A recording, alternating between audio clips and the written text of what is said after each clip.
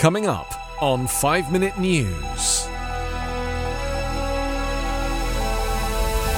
State of California to be abortion sanctuary if Roe V Wade is overturned. Canada and UK join diplomatic boycott of Beijing Olympics.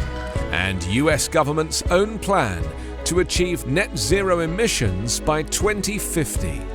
It's Thursday, December 9. I'm Anthony Davis.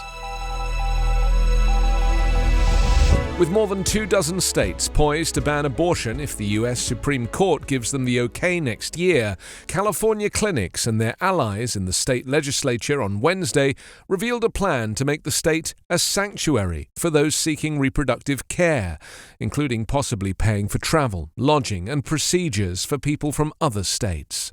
The California Future of Abortion Council, made up of more than 40 abortion providers and advocacy groups, released a list for the state to consider if the High Court overturns Roe v. Wade, the 48-year-old decision that forbids states from outlawing abortion. Democratic Governor Gavin Newsom started the group himself and in an interview said some of the report's details will be included in his budget proposal in January. "We'll be a sanctuary," Newsom said, adding he's aware patients will likely travel to California from other states to seek abortions. "We are looking at ways to support that inevitability and looking at ways to expand our protections." Abortion, perhaps more than any other issue, has divided the country for decades along mostly traditional partisan lines. A new decision overturning Roe v. Wade, which could come next summer, would be the culmination of Donald Trump packing the Supreme Court with conservatives. But Wednesday's report offers a first glimpse of how Democratic-dominated states could respond and how the debate over abortion access would change. California already pays for abortions for many low-income residents through the state's Medicaid program. And California is one of 6 states that require private insurance companies to cover abortions, although many patients still end up paying deductibles and co-payments. Canada joined Australia, Britain and the United States in a diplomatic boycott of the Winter Olympics in Beijing on Wednesday, with China calling the boycotts political posturing and a smear campaign. The United States was the first to announce the boycott this week, saying on Monday that its government officials would not attend February's Beijing Olympics because of China's human rights atrocities, weeks after talks aimed at easing tense relations between the world's 2 largest economies.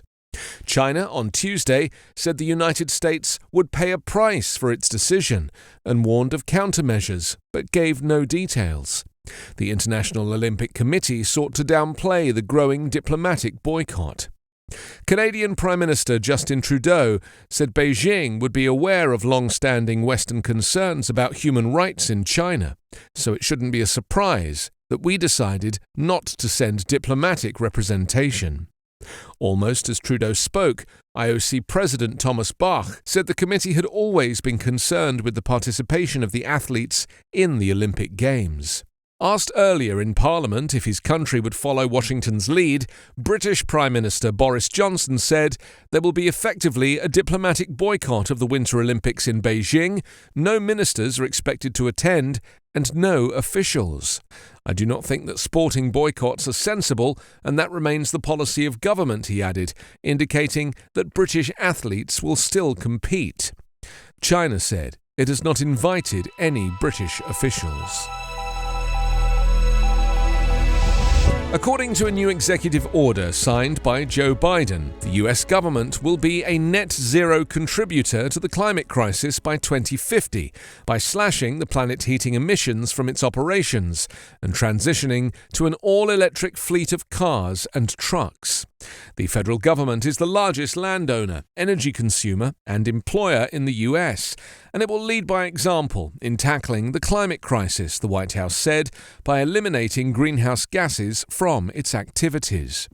Under the order signed by Biden on Wednesday, the government will cut its emissions by 65% by the end of the decade, before reaching carbon neutrality by 2050. The government's fleet of 600,000 cars and trucks will be transformed, with all acquisitions of vehicles from 2035 being zero-emission versions. For light-duty vehicles, this deadline will come earlier, starting in 6 years' time.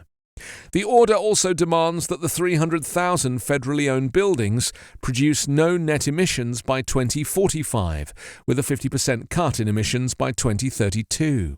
All electricity procured by the government will be from clean sources, such as solar and wind, by 2030. The executive order will tackle about 15% of all carbon emissions in the US, according to RMI, a non-profit clean energy organization. The commitment is the biggest yet by Biden towards his goal of cutting the US's overall emissions to net zero by 2050. The president has set other related goals, such as making America's electricity grid entirely renewable by 2035, and for half of all car sales in the country to be electric by 2030. You can subscribe to 5-Minute News on YouTube with your preferred podcast app. Ask your smart speaker or enable 5-Minute News as your Amazon Alexa flash briefing skill. Subscribe, rate and review online at 5minute.news. 5-Minute News is an Evergreen Podcast covering politics, inequality, health and climate, delivering independent, unbiased and essential world news daily.